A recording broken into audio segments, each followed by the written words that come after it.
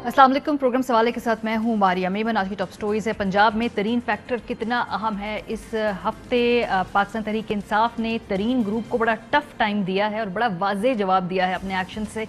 इस पे बात करेंगे प्रोग्राम के पहले हिस्से में। उसके बाद बलोचिस्तान में जो नई सफ़बंदी है उस पर गुफ्तगू होगी। आज पीपल्स पार्टी ने PMLN के दो अहम जो रहनुमा थे उनको अपनी जमात में शामिल कर लिया है। ये देखेंगे कि बलोचिस्तान में जो हो रहा है ये किस तरह से पाकिस्तान की जो ओवरऑल सियासत है उस पर असरअंदाज होगा। आखिर में पाकिस्तानी ओलंपिक रिपोर्ट कार्ड के ऊपर नज़र डालेंगे कि क्या खोया ही है, ज़्यादा पाया तो कम ही है, कि क्या इस दफ़ा का जो रिज़ल्ट है पाकिस्तान की ओलंपिक रिप्रेजेंटेशन का उसको आगे बेहतर कैसे करना है। जी सबसे जो इम्पोर्टेंट बात है इस पे गुफ्तगू होगी।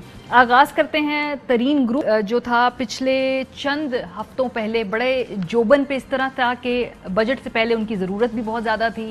वो मीटिंग्स पे मीटिंग्स कर रहे थे, लेकिन फिर कुछ गुंजाइशें निकाली गई उनके लिए और उनको फिर बजट में उनसे वोट हासिल किया गया। जैसा कि सियासी पंडितों ने कहा था कि बजट के बाद तरीन ग्रुप से दो दो हाथ किए जाएंगे, ये PTI ने अंदरूनी तौर पे फैसला कर लिया, तो कुछ वैसा ही नज़र आ रहा है। सबसे पहले इसका निशाना बने नज़ीर चौहान साहब, जिन्होंने जो एक इंतहाई शर्मनाक कैंपेन चलाई थी शहजाद अकबर साहब के अगेंस्ट। इस पर FIA का नोटिस लिया और जब वो फिर बाहर आए हैं इस पूरी इन्वेस्टिगेशन के बाद तो उन्होंने तरीन ग्रुप से अलहदगी इख्तियार कर ली। नज़ीर चौहान साहब ने क्या कहा, सुनिए। मेरा जंगीर खान तरीन के ग्रुप से कोई तल्लक नहीं है, ना मेरा कोई वास्ता है जंगीर खान तरीन ग्रुप के साथ। मैं ये समझता हूँ कि जंगीर खान तरीन ने मुझे बरमला इस्तेमाल किया और इस अपने केस के लिए इस्तेमाल करके मुझे फेंका। सो एक तरह से ओपनिंग बैट्समैन थे नज़ीर चौहान साहब। वो हर चैनल पे अपेयर होते थे और बड़े ताबड़तोड़ हमले किया करते थे। सो वो न्यूट्रलाइज हो गए, उन्होंने अपने आप को अलहदा कर लिया। राजा रियाज साहब से जब पूछा गया कि भाई वो कहते हैं कि आप हमारी मदद को ही नहीं पहुंचे, तो राजा साहब का कहना था कि हमने मना किया था कि इस तरह की कैंपेन ना चलाएं। कि ये कोई निप्पल वाली बोतल से दूध तो पीते नहीं। ये खुद आए और आके इन्होंने ये तकरीर की थी कि मेरा ज़मीर ने मुझे कहा है कि मैं आपका साथ दूं क्योंकि मैं समझता हूं कि आपके साथ ज्यादती हो रही है।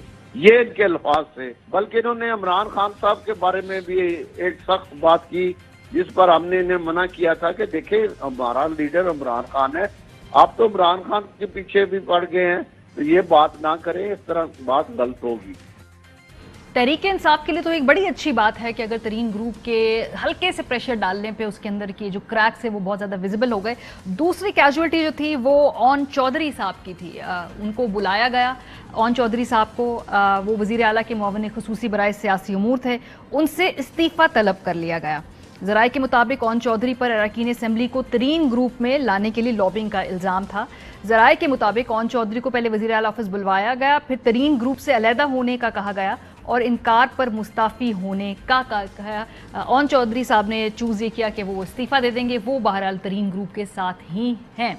सो बड़ा वाज़ेह पैगाम दिया है ये पाकिस्तान तहरीक इंसाफ में खान साहब और उनके जो तमाम पॉलिटिकल मैनेजमेंट कर रहे हैं लोग कि भाई जो भी है इस तरह की ब्लैकमेलिंग या इस तरह की जो लॉबिंग है वो बर्दाश्त नहीं की जाएगी। तो बज़ाहिर लगता है कि मुश्किलें आसान हो रही हैं सियासी तौर पे पंजाब में। हमारे साथ मौजूद हैं आरिफ हमीद भट्टी साहब लाहौर से, इमरान खान साहब हैं हमारे साथ। इन दोनों से पूछें कि हो क्या रहा है पंजाब में, इसके बाद हमने मज़ीद गुफ्तगू भी करनी है। भट्टी साहब, क्या फिर इस वक्त हम ये समझें कि तरीन ग्रुप जो है वो न्यूट्रलाइज्ड है? क्योंकि आज अपेरेंटली उन्होंने कोई एक मीटिंग भी बुलाई थी लेकिन वो कॉल ऑफ कर दी है। ना कोई रद्द अमल है इन दो वाक़यात के बाद, ना कोई ख़ास मीटिंग है, ना कोई बैठक है। ये किसी तूफ़ान से पहले की खामोशी है या वो बस ठीक है, वो उनको मिल गया मैसेज जो मिलना था? बिस्मिल्लाहिर्रहमानिर्रहीम। मारिया, आपने अपने एंट्रो में फरमाया हल्के से प्रेशर डालकर ये नतीजा आया। जोर किस पे हुआ? प्रेशर पे। जोर हुआ प्रेशर पे। डू यू थिंक ये प्रेशर अगर खुद PTI पे पड़े तो इनके कितने परिंदे रह जाएंगे? अनबिलीवेबल उनकी उड़ान होगी, ये शजर इस तरह बिखरेगा आप सोच नहीं सकते। जंगीर तरीन को जब इस ग्रुप ने अलहदगी इख्तियार की, आपकी कुर्बत में पिंडी में एक बंदे गारंटर बने साहब। जंगीर तरीन साहब ने परसों लोधरा से उनसे फ़ोन किया, उन्होंने कहा जी उस वक़्त तो आपने कहा था बजट है, اس کا مطلب ہے پاکستان میں سیاست اصولوں کی نہیں بلیک میلنگ کی ہے. آپ کی حکومت ہے, مجھے گرفتار کرائیں, میرے پہ 3 پرچے دیں, مجھے 6 چھتر ماریں, صبح میرے سے بیان نکلوا رہے ہیں.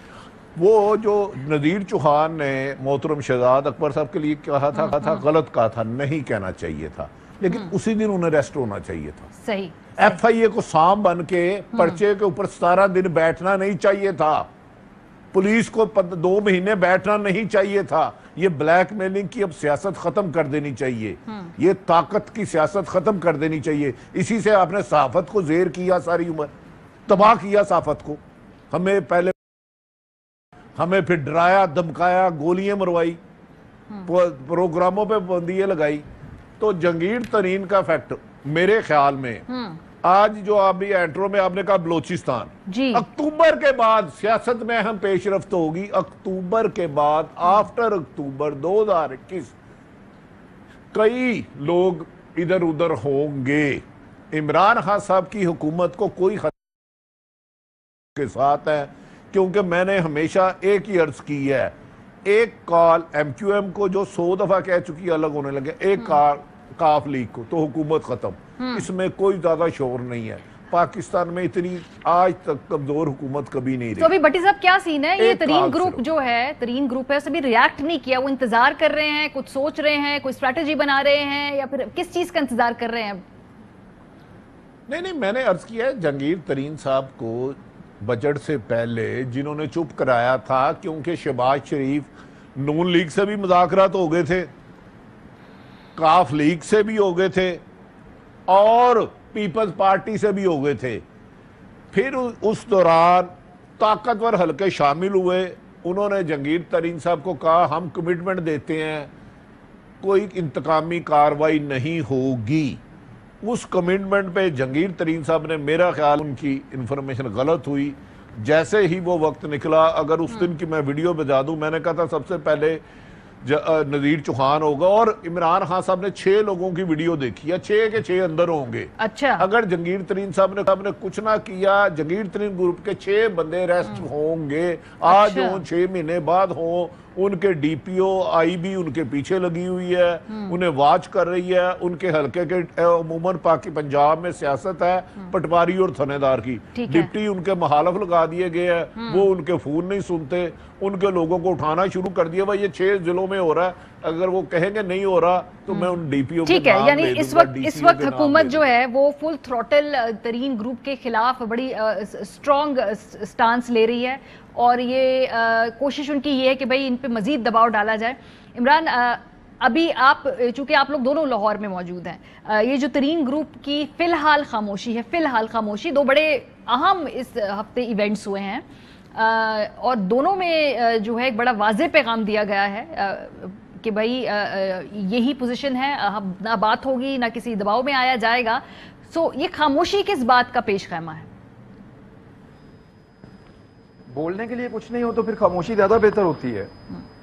یعنی ابھی ترین صاحب کیا بول سکتے ہیں؟ ان کے اوپر انکوائری چل رہی ہے, شوگر کمیشن نے ان کے اوپر کام کیا, ایف آئی اے ان کے اوپر انکوائری کر رہا ہے, ان کے اکاؤنٹس جو ہیں وہاں کنٹروورسی ہے, اور یہ ساری چوری جو ہے وہ مختلف پولیٹیکل پارٹیز مل کر کرتی ہیں. یعنی جہانگیر ترین کے اوپر بھی وہی معاملہ ہے, شہباز شریف پہ بھی وہی معاملہ ہے, مونس پہ بھی وہی الزام آتا ہے, پاکستان تحریک انصاف کے اندر ابھی بھی کچھ لوگ ہیں ان کے اوپر بھی یہی معاملہ ہے. تو ہوتا یہ ہے کہ پیپلز پارٹی کے لوگوں کے اوپر بھی یہی معاملہ ہے. صحیح. یہ ایک ایلیٹ کلاس ہے جو مل کر سرکاری بجٹ کے اندر سے غبن کرتے تھے, اور سرکاری اثر رسوخ کو استعمال کرتے ہوئے یہ اپنا فائدہ نکالتے ہیں. ان کا ٹوٹل 2-2.5 مہینے کا کاروبار ہوتا ہے, اور یہ پورا سال سیاست کرتے ہیں زیادہ تر شوگر ملوں والے, اور زیادہ تر شوگر ملیں جو ہیں وہ ساری کی ساری سیاستدانوں کی ہیں. تو یہ ایک بڑا عجیب و غریب نیکسس ہے.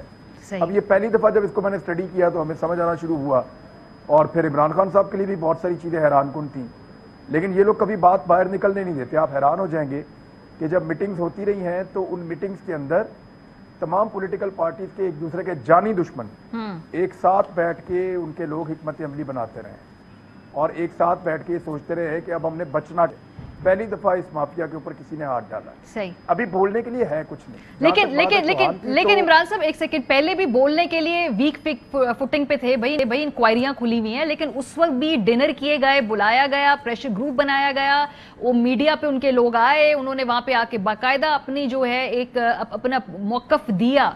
उस वक्त भी इतना ही वीक फुटिंग पे होंगे जिस वक्त इस वक्त हैं। अब क्या मुख्तलिफ है? उस वक्त एक तासुर बना था। आप अगर उस वक्त वापस चले जाएं तो आरिफ भाई मौजूद हैं, बहुत सीनियर जर्नलिस्ट हैं, बड़े भाई हैं, उनको इस बात का वो सेकंड भी कर देंगे। उस वक्त जब तरीन साहब ये सारा कुछ कर रहे थे ना, तो उनके दिमाग में एक चीज़ चल रही थी कि कहीं ना कहीं एस्टेब्लिशमेंट इमरान खान साहब की हुकूमत के खिलाफ हो गई है। सही। ये बात उन दिनों अपोजिशन भी कहती थी, ये बात उन दिनों कुछ और लोग भी कहते थे। तो आरिफ हमीद भट्टी साहब ने भी ये खबर दी थी उन दिनों में, उन्होंने कहा था कि ऐसा कुछ नहीं है, ये तासुर फैलाया जा रहा है कि इस वक्त फौज में और हुकूमत में लड़ाई हो चुकी है और कुछ लोग डेलिबरेटली इसके पीछे काम कर रहे हैं। उस वक्त इस किस्म की चीजें मार्केट में आई थी। सही। हो सकता है कुछ छोटी मोटी बातों में सदाकत हो, तो अपने आप को बतौर एक खिदमतगार के पेश करना कोई बुरी बात नहीं थी कि अगर एस्टेब्लिशमेंट के दिमाग में इमरान खान साहब और उनकी हुकूमत के खिलाफ कुछ चल रहा है तो इसमें हम एक ऐसा ग्रुप एस्टेब्लिशमेंट के सामने लाके खड़ा करें तो एस्टेब्लिशमेंट ये सोचने पे मजबूर हो जाए कि इस ग्रुप को अगर आज हम सपोर्ट देते हैं तो कल इमरान खान के खिलाफ इसको इस्तेमाल किया जा सकता है। ठीक है। लेकिन वो वक्त जाया हुआ, उस पे उनको किसी ने ऐसा राब्ता नहीं किया, सवाए इसके कि भट्टी साहब ने भी ये बात की भी कि इनको एक गारंटी दी गई थी और वो गारंटी देने वालों ने इस बात का ज्यादा ख्याल रखा था कि ये इमरान खान को और बजट को नुकसान ना पहुंचा सके और इस बात का कम ख्याल रखा था कि तरीन साहब का कोई बचत हो जाए। अब वो मामला जो है ना इंसाफी ना करने का मतलब ही यही है कि इंसाफ कर दें, तो जब इंसाफ करेंगे तो ये सारे फंस जाएंगे। ठीक है। और बुरी तरह फंस जाएंगे। सही। थोड़ा सा आगे बढ़ेंगे क्योंकि ये तो लगता है कि पंजाब में इस वक्त प्राइम मिनिस्टर इमरान खान और पीटीआई को वाजे इस वक्त चैलेंज नहीं सामने आ रहा क्योंकि पीएमएल के अंदर एक बड़ी सख्त बहस हो रही है और वो अब टेलीविजन स्क्रीन पर भी आ गई है। इसलिए जैसे कहते हैं ना दुश्मन की तोपों में कीड़े पड़ जाने वाली जो मिसाल है, मुझे लगता है इस वक्त वो सादे आती है इस पे। बलूचिस्तान में जो काम डेवलपमेंट हुई है और ये बड़ी ही एक मज़ाक़ सिचुएशन कहें या पिक्यूलियर कहें या शायद पाकिस्तानी सियासत में कुछ भी कभी भी हो सकता है।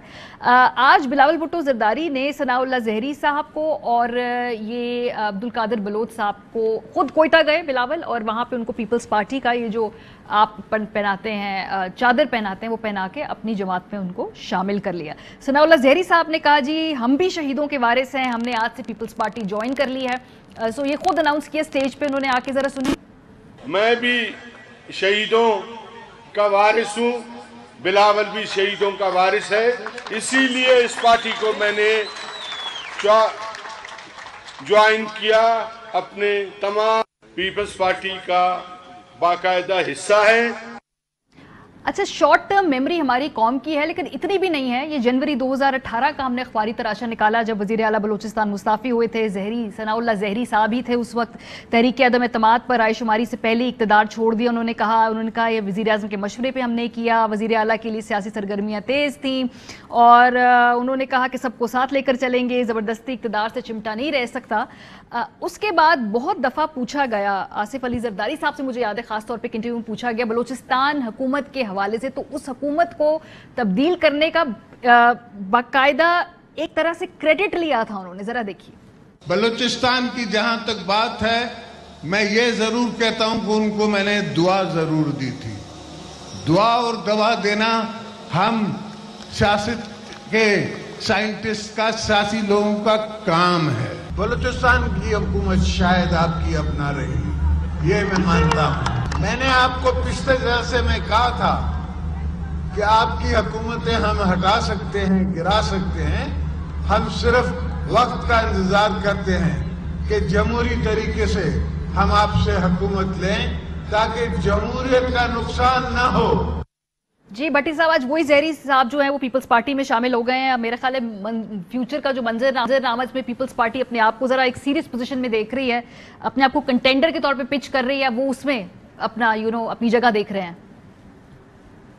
देखिए, मैं गुजारिश करता हूँ, अभी उन्होंने कहा शहीदों के वारस थे, हमने भी कोशिश की लावारसों के वारस बने और हम भी लावारस होते गए। इस मुल्क में اب جنوبی پنجاب پیپلز پارٹی کو تحفہ دیا جائے گا. یہ کڑوا سچ ہے. ہم میں ہمت ہی نہیں سچ بولنے کی, سننے کی. بیسیکلی ہم بزدل آدمی ہیں. جنوبی پنجاب جب بنایا تھا میں اس کا تھوڑا سا گمنام سا کئی کونے میں بیٹھا تھا. وہ پیپلز پارٹی کے لیے بنایا گیا تھا. اس دوران پھر ایک اہم ترین شخصیت نے پیر پور پکڑے کہ اللہ کا واسطہ ہے اگر یہ بھی ٹائم گزر گیا تو میں مارا جاؤں گا. آپ کو یاد ہوگا پنجاب میں پی ٹی آئی کی 129 سیٹیں تھی اور نون لیگ کی پی ٹی آئی کی 123, نون لیگ کی 129 تھی. اسی وقت یہ جو آج کل کرپٹ ہے جگیر ترین, ان کا جہاز اڑا. ان میں سے 3 آدمی میں نے ان کو دیے. میں نے کہا خدا کا واسطہ ہے. انہوں نے کچھ طاقتور حلقے بھی ان کو فون کر رہے تھے. مجھے اس وقت ایک ایڈوائزر ہے, ان کا فون آیا کہ یار وہ کہہ رہے ہیں کہ ادھر چلے جاؤ. میں کہ یاد رکھو آج وہ کہہ رہے ہیں 4-5 دن بعد یا 15 دن بعد ان کا ٹیلی فون بند ہوگا. اور قسم سے اس نے مجھے فون کہا تھا ان کا بند ہے. اچھا ہوا میں ان کے کہنے پہ نہیں گیا. اچھا تو یہ طاقتور حلقے جب چاہیں گے وہ ہو جائے گا. یہ میٹر نہیں کرتا. آپ سے گزارش ہے کہ یہ عوام کے ووٹوں کے لیے نہ کوئی آتا ہے نہ کوئی جائے گا. ڈو یو تھنک کہ جہانگیر ترین صاحب پر شوگر ہے, انہیں کرنی چاہیے. پرویز خسرو پہ کیا نمک ہی کان کا ٹھیکہ ہے. اور رنگ روڈ پہ ٹافیاں بیچی گئی ہیں. شہنشاہ اکبر نے ایک کام میں کتنا پیسہ لیا ہے. آپ کہتی ہیں پچھلے ہفتے 2 واقعہ ہوئے. نہیں, ایک اور ڈیزائن بھی آیا. جہاز کا ٹکٹ ہوتا تھا, ٹرین کا ٹکٹ ہوتا ہے, بس کا ٹکٹ ہوتا ہے. میں اور عمران متوسط طبقے ہم سکولوں میں بس پہ جاتے رہے تھے. آج کل تو امیدوار بنانے کے کروڑوں روپے لیے جاتے ہیں. پھر ہر ڈیزائن بھی لے لیا جاتا ہے. میں کسی کا نام نہیں لے رہا. آپ بڑی سپر سٹار اینکر ہے, مجھے بسانا دیجئے گا. نہیں سر, پیسے کرپشن آج کل فیشن ہے.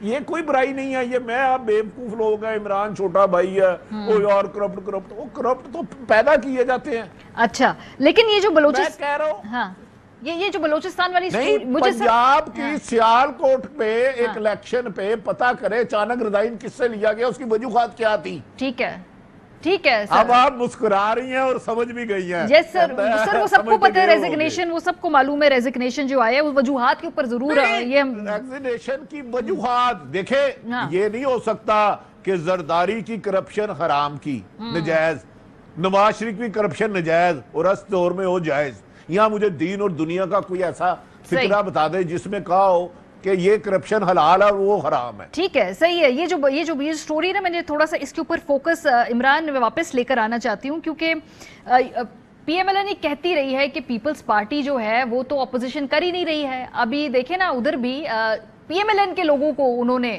اپنی جماعت میں شامل کیا ہے.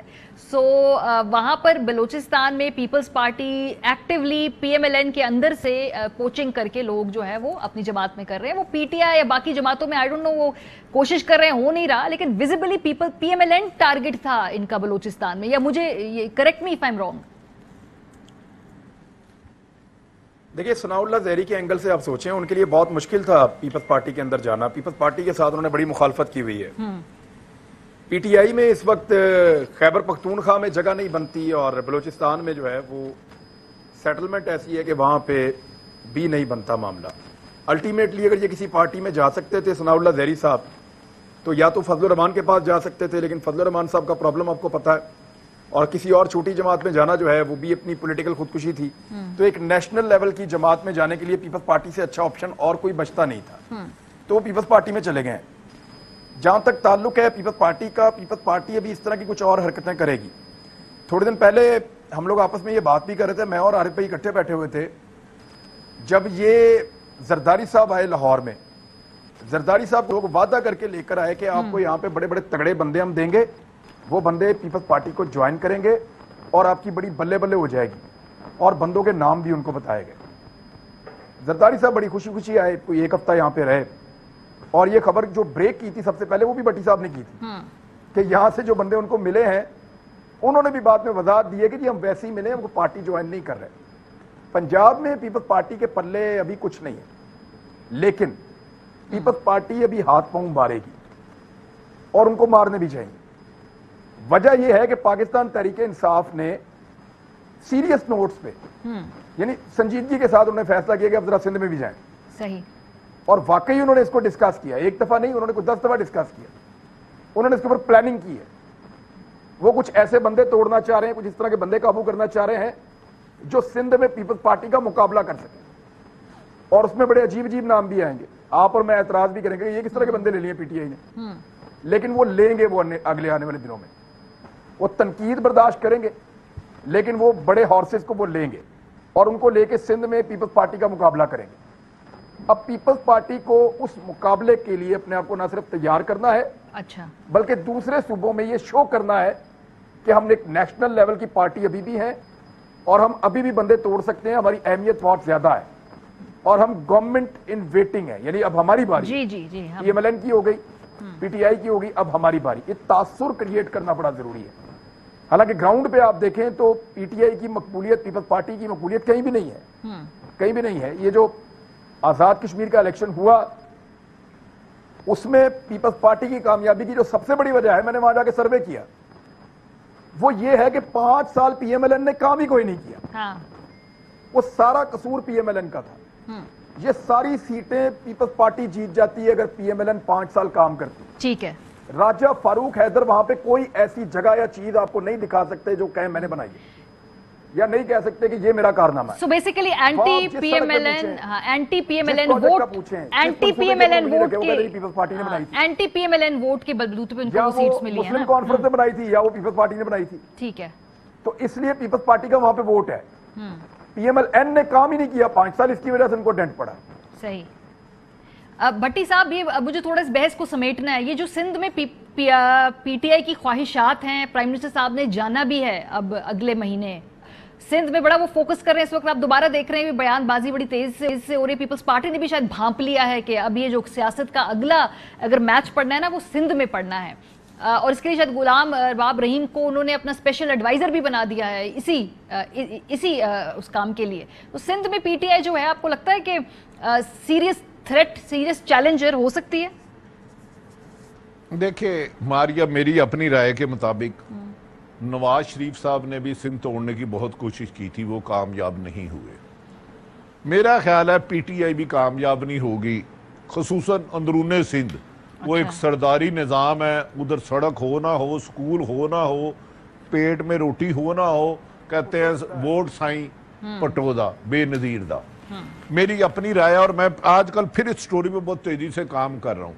अरबाब रहीम अगर अपने लिए कुछ नहीं कर सके तो पीटीआई के लिए क्या करेंगे? सही। आपको याद होगा 2018 में कराची ने दिल खोल के पीटीआई को वोट दिया, इन्हें चाहिए था वहां डिलीवर करना जी, लेकिन ये आपस में लड़ पड़े और इनका पीपल्स पार्टी इनसे सीट ले गई और इनका बंदा 5वें पे आया जी। अंदरूने सिंध मेरा नहीं ख्याल, हो सकता है कल में सियासत में हर वो चीज मुमकिन है जो बजाहिर नामुमकिन है। पाकिस्तान में तो खास तौर पे हाथी खा सकती है, पाकिस्तान में तो खास तौर पे खा सकती है, यकीनन चिड़िया हाथी खा सकती है, हाथी कीड़ी के ऊपर बैठ सकता है, सैर कर सकता है। लेकिन मैं बता दूं, आप ये लिख लें, मुस्लिम सिंध पीपल्स पार्टी को पीटीआई को पजीराई नहीं मिलेगी बहुत ज्यादा। चले सर, 2-4 भाई लोग तोड़ दें। हाँ, दुआ करे मरियम नवाज का नैरेटिव जिंदा रहे, मुस्लिम लीग नून को किसी दुश्मन की जरूरत नहीं है। ठीक है, बहुत शुक्रिया। इमरान खान के लिए खैर ही खैरे हैं, बहुत मरियम का नैरेटिव रहना चाहिए। बहुत शुक्रिया। इमरान खान हमारे साथ मौजूद थे। हमीद भट्टी साहब ब्रेक पे जाएंगे, वापस आएंगे तो पाकिस्तान के जो ओलंपिक्स में रिपोर्ट कार्ड है उसके ऊपर एक नजर डालेंगे। हमारे साथ रहिए।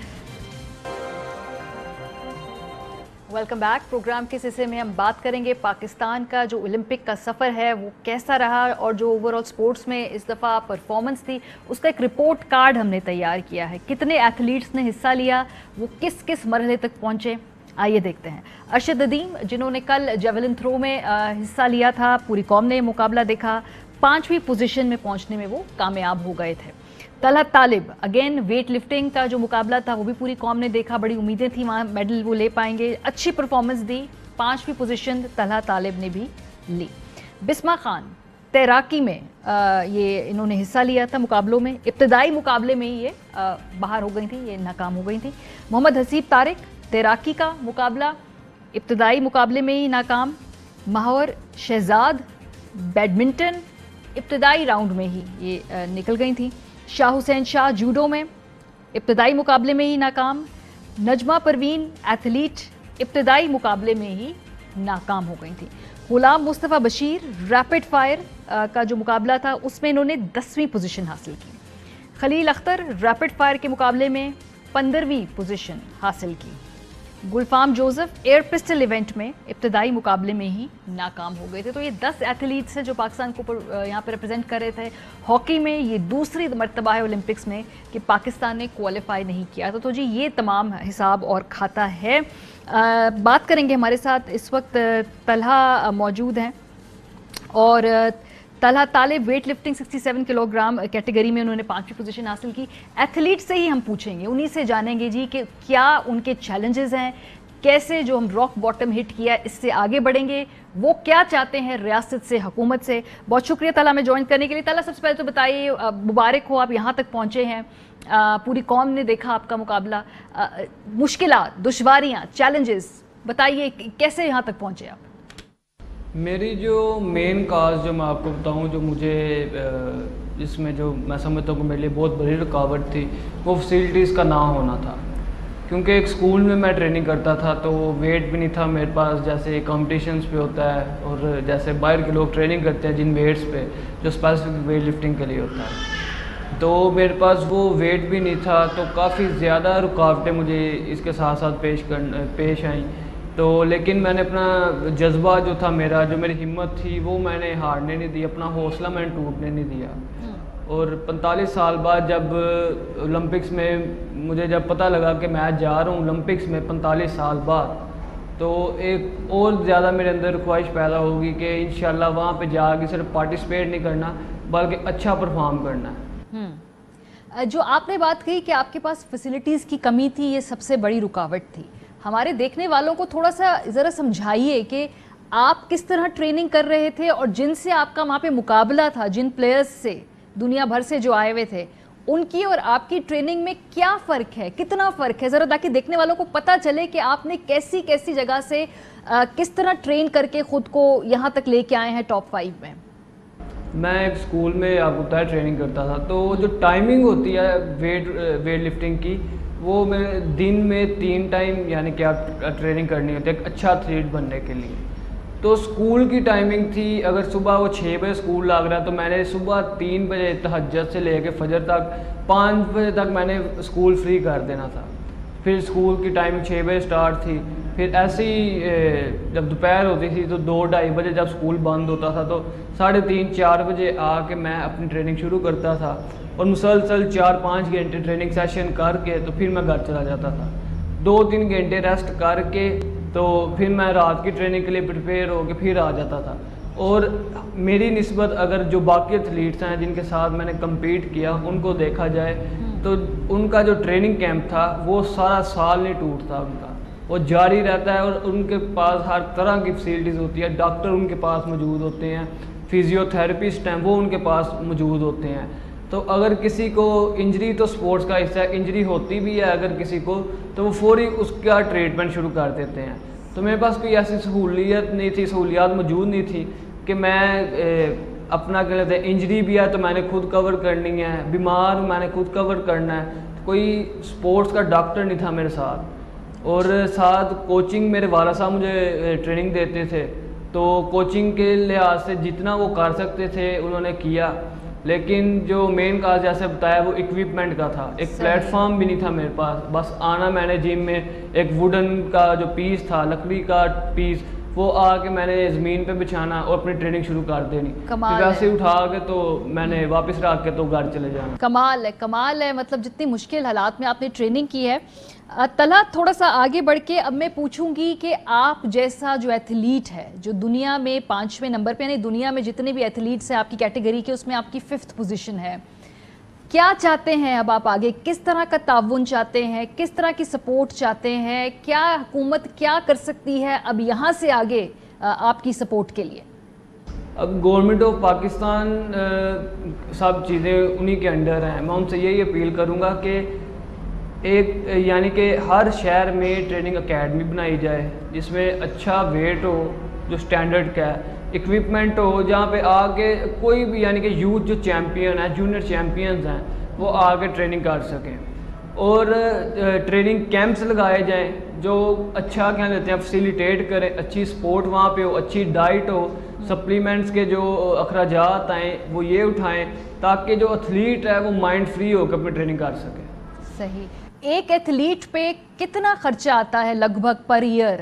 ویسے تو یہ آسان نہیں ہے کیلکولیٹ کرنا، لیکن کتنا ایک سال میں اپروکسیمیٹلی ایک ایتھلیٹ پہ خرچہ آئے گا، جس میں ڈائٹ بھی ہے اور جو دوسری سہولیات ہیں اگر وہ دینی ہو تو؟ میں آپ کو بتاتا چلوں کہ اولمپکس پہ جانے سے پہلے 1 ماہ میں میرے اوپر 2.5 سے 3 لاکھ روپیہ لگا تھا۔ صحیح۔ تو جو سپلیمنٹس وغیرہ اور جو میری ڈائٹ تھی وہ پاکستان ویٹ لفٹنگ فیڈریشن اور پاکستان اولمپک ایسوسیشن اٹھاتے تھے ان کے اخراجات، کیونکہ میں افورڈ نہیں تھا کر سکتا، تو انہوں نے مجھے یعنی کہ یہ مجھے انہوں نے فیل کروایا کہ آپ اپنی ٹریننگ پہ فوکس کریں، جو باقی معاملات ہیں وہ ہم خود ہینڈل کریں گے۔ تو لیکن اس کے ساتھ ساتھ ڈائٹ اور سپلیمنٹس کے ساتھ ساتھ جو شوز وغیرہ ہوتے ہیں، ہمارا جو ٹریننگ گیئر ہوتا ہے وہ بھی کافی زیادہ ایکسپینسیو ہے، پھر فروٹس وغیرہ اور جو گوشت وغیرہ ہے، اس کے ساتھ ساتھ جو فش اور چکن وغیرہ ہے کافی زیادہ ایکسپینسیو ہیں۔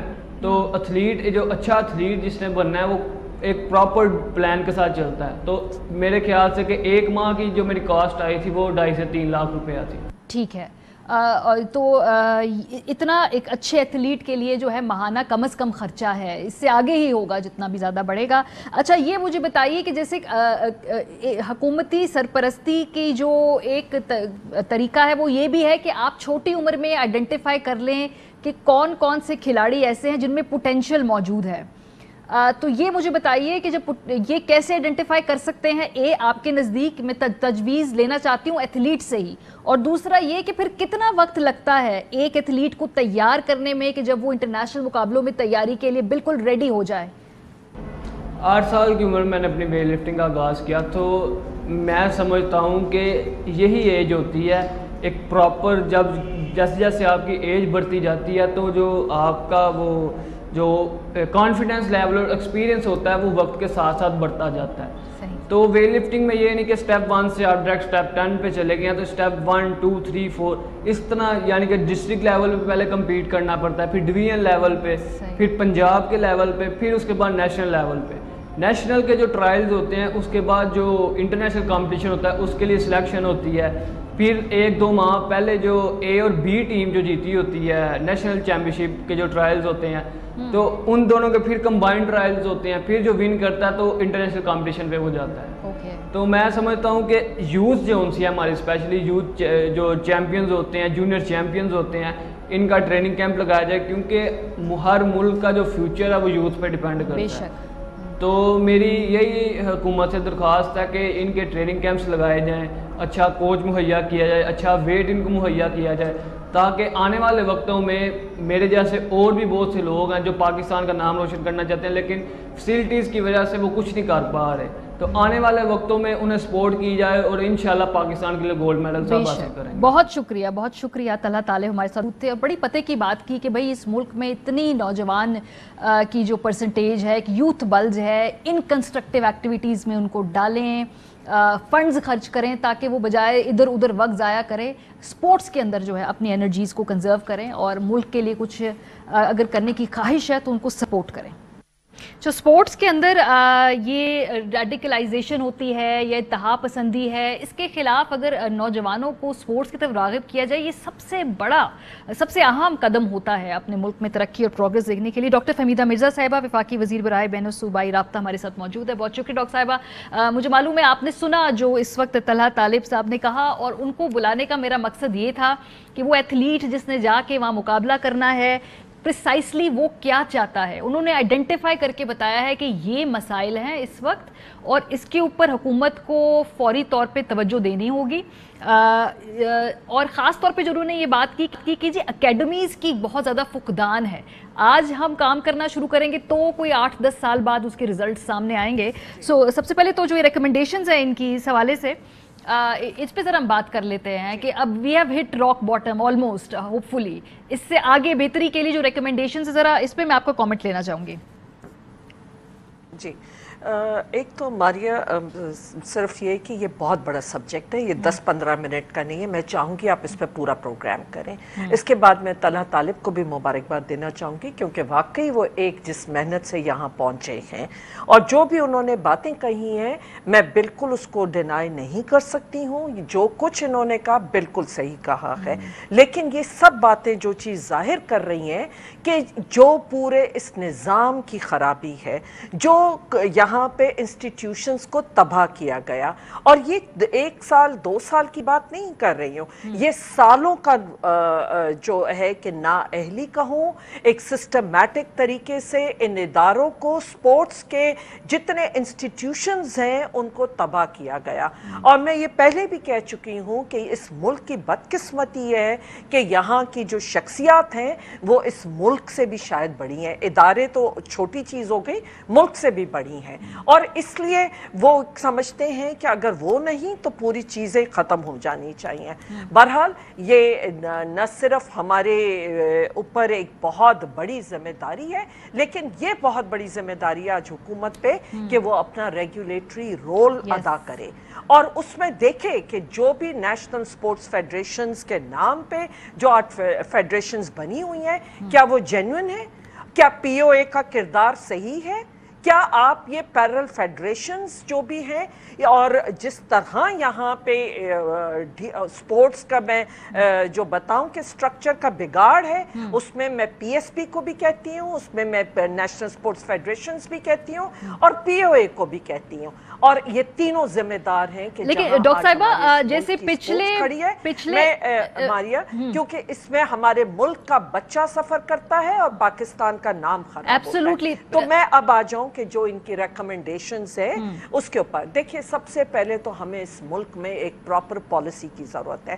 انہوں نے کہا یہ 8 سال کے بچے تھے جب وہ آئے، اب نہ اسکولوں میں ان چیزوں کی طرف فوکس کیا جاتا ہے، نہ پراپر اکیڈمیز ہیں، بالکل صحیح کہہ رہے ہیں کہ ان کے پاس وہ ایکوپمنٹس ہی نہیں ہیں جو آج دنیا میں ہے، لیکن یہ ساری ذمہ داریاں آتی ہیں کہ وہ پورے اگر نیشنل سپورٹس فیڈریشنز ایک جینوئن ہو، کلب لیول سے ان کے پاس سسٹم ہوتے اور وہ کر رہے ہوتے، تو آج یہ ایکوپمنٹس بھی ان کے پاس ہوتے، آج وہ ٹریننگ بھی ان کی پراپر ہوتی، اور وہ پراپر فنڈنگ لے سکتے حکومتوں سے۔ آج حکومتوں کا اور ان کا جو مسٹرسٹ ہے، اور جو یہ کہتے ہیں کہ صرف ایک حکومت کو یہ کہہ دیا جاتا ہے کہ آپ ایک بل ہے بس اس کی ادائیگی آپ چیک لکھ کے دیتے رہے، تو ایسا نہیں۔ ایک اور کویشچن ہے اسی سے کویشچن ابھرتا ہے، بیکاز پچھلے اولمپکس میں بھی پاکستان کی کارکردگی اچھی نہیں تھی، تب بھی ہماری ہاکی ٹیم نے کوالیفائی نہیں کیا۔ اکاؤنٹیبلٹی کا کیا میکنزم ہے؟ کیا کوئی اس کے بعد کوئی بورڈ بیٹھتا ہے، کوئی بلاتا ہے، کوئی پوچھتا ہے کہ بھائی کیا ہے، کدھر کھیل جا رہا ہے، یا کوئی اکاؤنٹیبلٹی کے بغیر ہی ہم جو ہے ماشاءاللہ اگلے اولمپکس تک انتظار کریں گے؟ کوئی میکنزم ہے اکاؤنٹیبلٹی کا؟ بالکل صحیح کہا آپ نے، کیونکہ اس ملک میں اکاؤنٹیبلٹی نہیں ہوتی ہے، اس ملک میں کوئی سسٹم نہیں چھوڑا ہے ان لوگوں نے۔ اب بات اتنی ہے کہ نہ نیشنل سپورٹس فیڈریشن سے بات کرو تو کہتے ہیں ہم اٹونومس ہے، ہمارے میٹر میں آپ انٹرفیئر نہیں کریں، پی او اے سے بات کرو تو کہتے ہیں کہ نہیں جی ہم اٹونومس ہے، ہم سے بات نہ کریں، اور ہمیں تو کوئی وہ نہیں کر سکتا۔ پی ایس بی کیونکہ اب اس وقت ان کو میں دیکھ رہی ہوں، اور میں جس طرح جس ادارہ ایک سپورٹس کا ادارہ ہو، لیکن اس میں اس طرح ایمپلائیز بھرتی کیے گئے ہوں کہ اگر ای پی آئی آپ کا ڈیوالو ہو گیا ڈپارٹمنٹ، ان بچوں کو یا ان ایمپلائیز کو کہیں رکھنے کی جگہ نہیں ہے تو جی سپورٹس بورڈ میں بھیج دو۔ کوئی اور ڈپارٹمنٹ ڈیوالو ہوا 18ویں ترمیم کے بعد، اچھا ان کو کہیں اکوموڈیٹ کرنا ہے تو چلو اس کو سپورٹس بورڈ میں بھیج دو۔ آج پرائم منسٹر کی نظر کرم اگر کسی پہ آئی تو چلو اس کو سپورٹس بورڈ کا ڈی جی بنا دو۔ تو اس طرح کی جو چیزیں پاس میں ہوئی ہیں، یہ تینوں ادارے بڑی سسٹمیٹکلی وہ ہوئے۔ آج اکاؤنٹیبلٹی کی ضرورت ہے، اور اسی لیے ڈاکٹر صاحبہ ہم نے کیا سیکھا؟ حکومت کو یہ جو ریگولیٹری رول ادا کرنا ابھی ہم نے کیا سیکھا؟ کیونکہ اس کے بہت جلد ایک اور اولمپکس آ کھڑا ہوگا، اور پھر کیا یہی باتیں ہوں گی؟ اس وقت بھی ہم یہی کہیں گے کہ یہ ادارے جو ہیں ایک دوسرے کو جواب دہ نہیں ہیں، ہم آڈٹ نہیں کر سکتے، ہم ان سے جواب نہیں مانگ سکتے، ہم باس پرس نہیں کر سکتے؟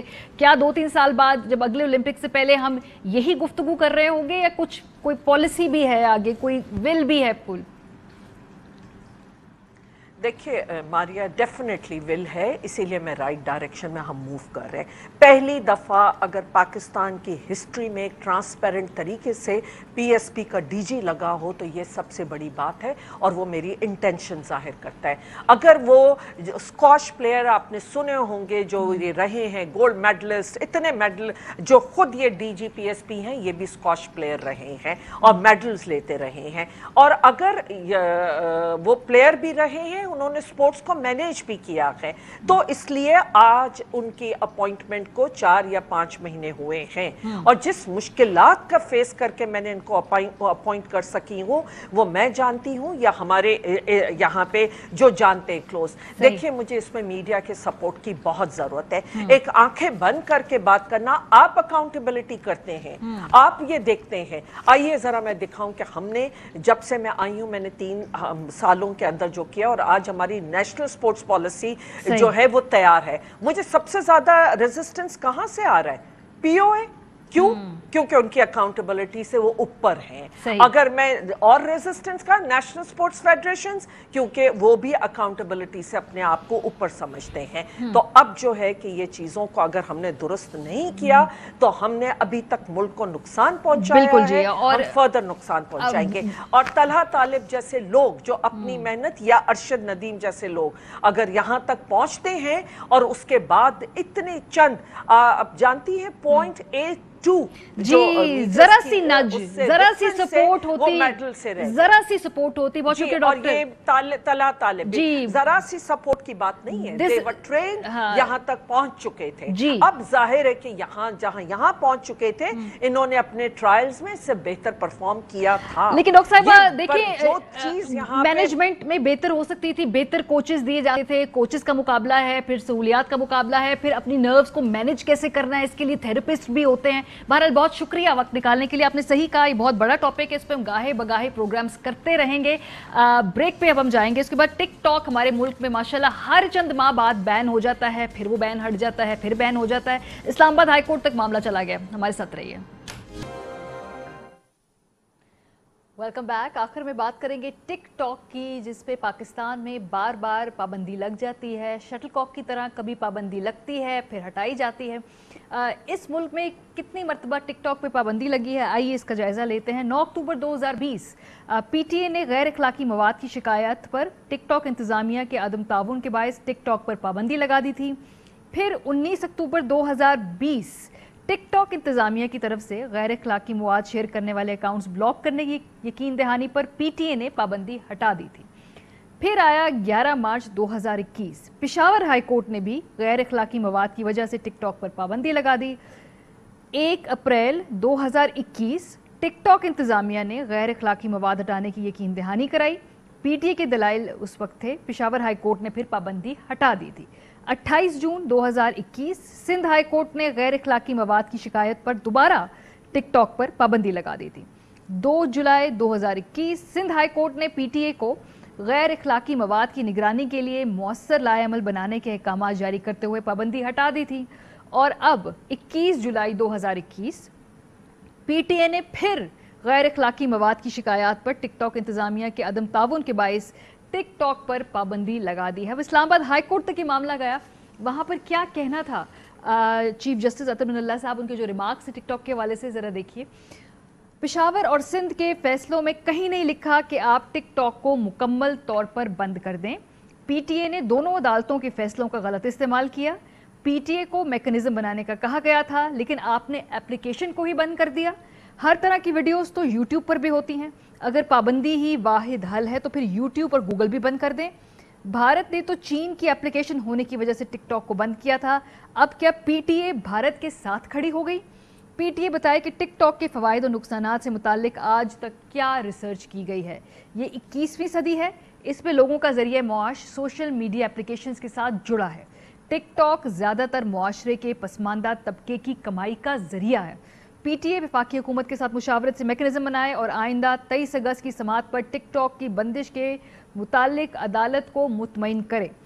30 जून 2021 को टिकटॉक की जो अपना मौक़िफ़ है, वो ट्रांसपेरेंसी रिपोर्ट, वो कहती है कि पाकिस्तान दूसरी बड़ी मार्केट है जहां टिकटॉक की गाइडलाइंस की खिलाफ वर्जी करने वाली اور کورونا کے متعلق گمراہ کن معلومات پھیلانے والی ویڈیوز جو ہیں وہ ہٹائی گئی ہیں. ابھی ریسنٹلی پریزیڈنٹ آف پاکستان عارف الوی صاحب نے یہ بتایا تھا کہ وہ ٹک ٹاک پہ آ چکے ہیں فارملی. یہ جولائی 16 2021 کو انہوں نے یہ ٹویٹ کی تھی جس میں انہوں نے اپنا ٹک ٹاک کا جو آئی ڈی ہے وہ بھی شیئر کیا تھا. اہم ترین خبریں اب ایک کلک کی دوری پر. آپ کے پسندیدہ ٹاک شوز ہوں یا اہم ملکی یا غیر ملکی شخصیات کی نیوز کانفرنسز، ہر لمحہ باخبر رہنے کے لیے سبسکرائب کریں ہمارا یوٹیوب چینل. موسم کی صورتحال ہو یا کھیل کے میدان سے خبریں، اپنے موبائل فون سے ملکی اور بین الاقوامی اہم خبروں تک رسائی کے لیے ڈاؤن لوڈ کیجیے موبائل ایپ. باوثوق ذرائع سے مصدقہ خبروں، تجزیوں اور تبصروں سے مستفید ہونے کے لیے وزٹ کیجیے پاکستان کی سب سے بڑی نیوز ویب سائٹ www.arYnews.tv. ان سب کے علاوہ پاکستان کا سب سے بڑا فیس بک پیج ہو، سب سے بڑا نیوز انسٹاگرام اکاؤنٹ یا پھر ٹویٹر، ARY نیوز پہنچا رہا ہے خبریں سب سے پہلے آپ تک تاکہ آپ رہیں ہر لمحہ باخبر.